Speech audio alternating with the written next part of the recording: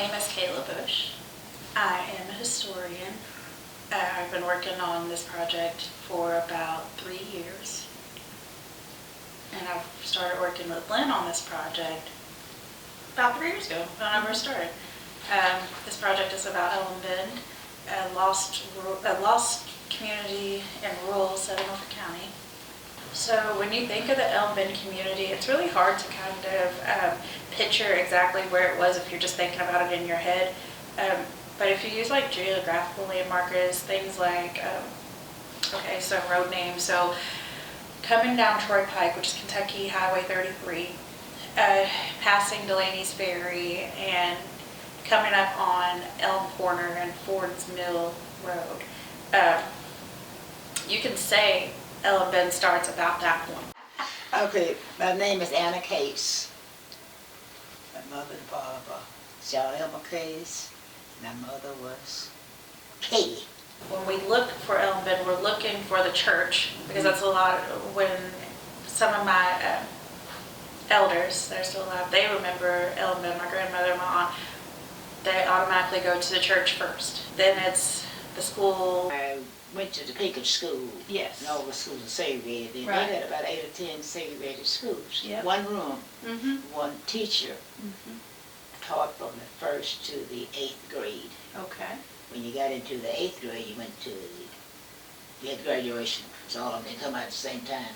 And you know where the First Baptist Church is in Brazil? Yes, I do. That's where that was the largest place they could get for it. That's what they had that. So you had your graduation at At the the First graduation, Baptist. the 8th grade. Eighth grade when the 8th grade graduation. came out.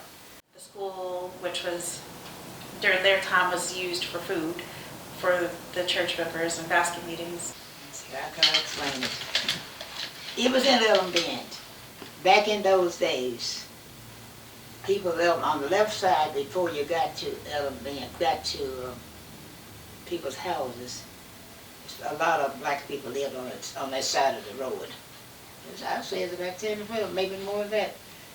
My father, his relatives, it's a whole heap of them.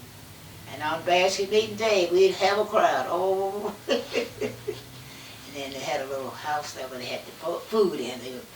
Everybody go, I think it's 50 cents a pops, 50 cents a plate. It was killed, but nobody had that money in those days. The church was on that side. And Uncle Frank Pete was on there. He lived kind of off the road. Man with the one arm. You don't remember him? No, you couldn't remember him. He's been dead a good while, I think. But it was a crowd on that day. Then Mortville had theirs the Sunday before ours. They had a big crowd. Basket meetings. Yes, indeed. I'm Lynn Pruett, and I am a writer and researcher and a farmer. And my husband and I bought this farm about 6 years ago, and I am totally delighted with all the things I get to learn about living here because of its history. I have found a lot of interesting things along the creek. Specifically, there's one place where there are crockery pieces that look old. They're black and white and blue, and they look like they're pieces of bowls. And there's also some glass bowls in there too. I haven't moved them because I believe, they would have belonged to somebody's house. Frank Wheat Sr. He had one arm? had one arm. Oh. What happened to it? I never did know, but it was... If I was young, I was scared anybody had one arm or something. I know. Different Oh, I know, I I know. I didn't want to be I know, I got you. I was real And that was your uncle. It was Daddy's uncle, his mother's brother. Okay. I went up on the porch one time. So you're afraid of it too? I wasn't afraid of him. He pinched me.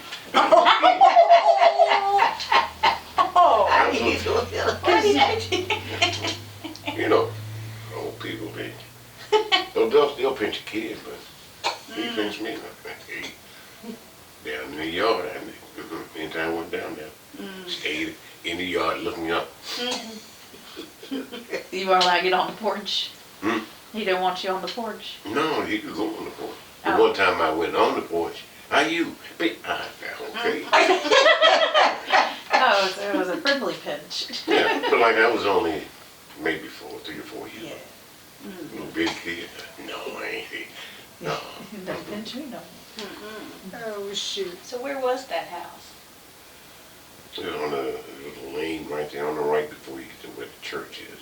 Does it go like this? Yeah. And then there's There's a house up There's there? a house in I back know in where the that is, yeah, Yeah. okay, I know where that, I know who lives there now. Because who was that? I think the last person I knew that lived there was a guy named Curtis. He did body work for Oh, Elder Rice. He lived down okay, there. okay. Up in this room we call the attic, which is in the Johnston house, and it is above the kitchen.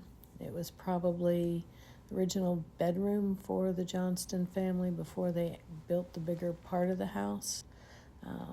And so what I find interesting is what was left behind. Only a few things.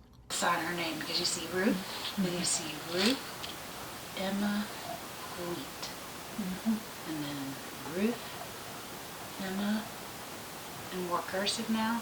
Wheat, more cursive. She would have been the sister of Frank Jr., whom Uncle Herbert was talking about, with the one arm. Yeah. And the Wheat family attended the St. John AME of Elm Bend. So Joseph Wheat, would have been her uncle. Okay. And he is on the maps. Okay. And they had whiskey making going, because you didn't bring this up here, did you? No, that was here. Okay, somebody was making something. Or And here's storing something else too, the hemp. This is the hemp. Oh, This is the, oops, it looks nasty, but this is Hemp. This is hemp, because they would, people who used to live here said that there used to be spinning wheels here. Oh, it's so coarse too, Yeah, just like rope. it has, right, because that's, yeah, that's what, yep. Oh, that's cool. Isn't that cool? Yeah. The tobacco sticks are still in the barn up there too, or do you have them here too? Yeah, we have a whole bunch of tobacco sticks, so we could also, oops, there's a bug on there. Oh well. So there was this stuff, like this is apparently, I know it looks weird, but that was something off of a spinning wheel too. Someone told me. There's a couple things in here that are from, oh, here we go. This is a spindle. It's broken. These are all broken, but that was something from a spinning wheel too. That you would I don't want to touch that because it feels sore. I think that stories of Elm Bend and about some of the residents of Elm Bend have been erased because of their significance to the county's financial status. A lot of the land in the area is worth a lot of money now. Tobacco farming was one of the staple ways for people in the community to make money, even though the latter part of the 20th century and even the first part of it kind of saw a downfall, and that it was still one of Woodford County's biggest crop. What I want people to know about the Elm Bend community, I think about the cemetery that was once there that's no longer existent. The bodies, of course, were buried there, so it's something is still existent.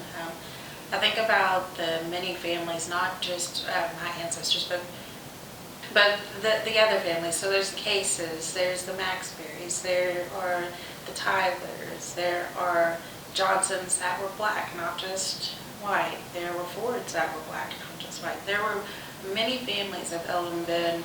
It's very crucial to kind of have some type of memorial or remembrance of the people that made up that community and that were essential in developing the rest of that county.